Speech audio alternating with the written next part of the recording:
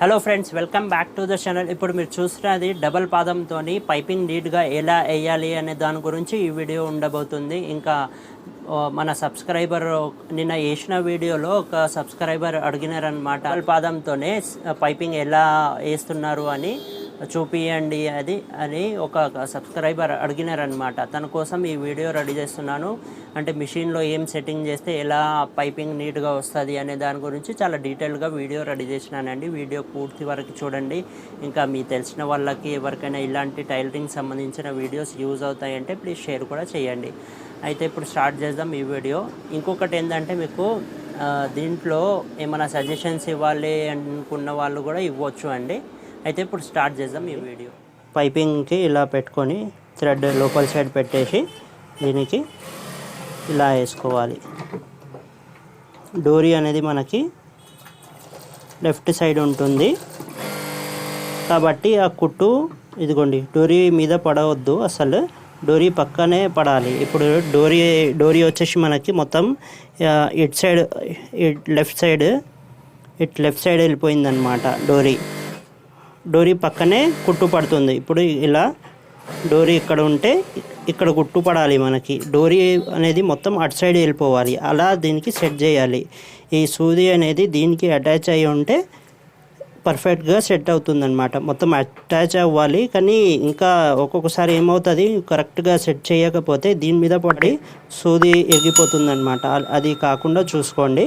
Last ఎక్కడి వరకు మీరు ఈ పాదంని అటు సైడ్ జరపగలుగుతారు. ఇలా సూది లోపల సైడ్ పెట్టి లాస్ట్ ఎట్ సైడ్ అంటే సూది లోపల పెట్టి లాస్ట్ ఈ సైడ్ పాదం ఎంతవరకు జరపవచ్చు అక్కడ వరకు జరపండి. ఇది స్క్రూ డ్రైవర్ ఏమైనా తీసుకొని దీనికి ఇక్కడి నుంచి ఇలా పెట్టి జరుపుకోవచ్చు అండి. ఇలాగా ఇక్కడైనా జరుపుకోవచ్చు. నేను ఒక్కసారి ఇప్పుడు జరిపి చూపిస్తాను చూడండి. थोड़ा इसको इधर उधर सेट करके बताओ भाई. ఇదిగోండి ఇది పట్టి. ఇప్పుడు చూడండి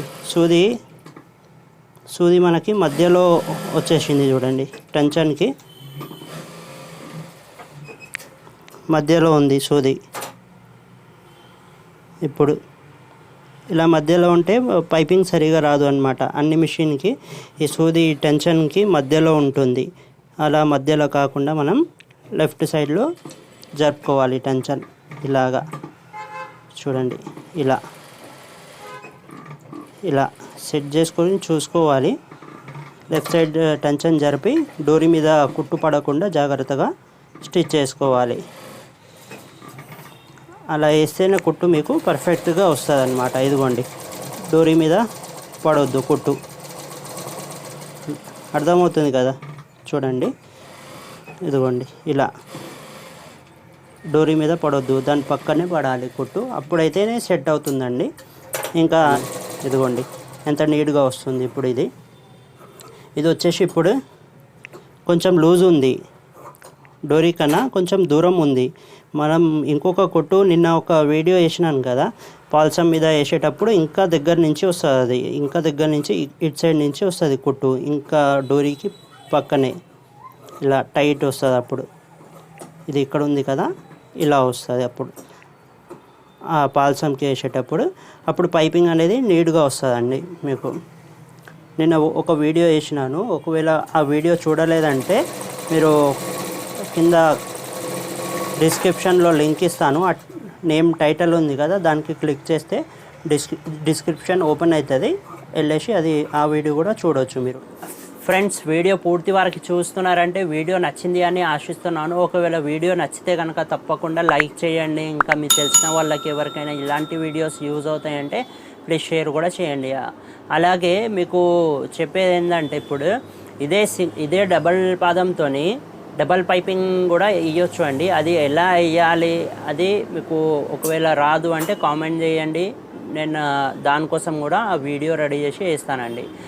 ఇంకొకటి ఏంటంటే, ఇప్పుడు నార్మల్గా జుక్కి మిషన్లు పెద్ద మిషన్లు ఉంటాయి కదా, వీటికి కూడా సెట్టింగ్ చేయొచ్చు అనమాట. చాలామందికి తెలియదు అది ఎలా చేయాలి అని. అది ఒకవేళ మీ దగ్గర పెద్ద మిషన్ జుక్కి మిషన్ ఉందనుకోండి, లేకపోతే మీరు ఫ్యూచర్లో తీసుకోవాలి అనుకుంటే కూడా మీరు కామెంట్ చేసి అడగవచ్చు. దానికోసం కూడా ఒక వీడియో రెడీ చేసి వేస్తానండి.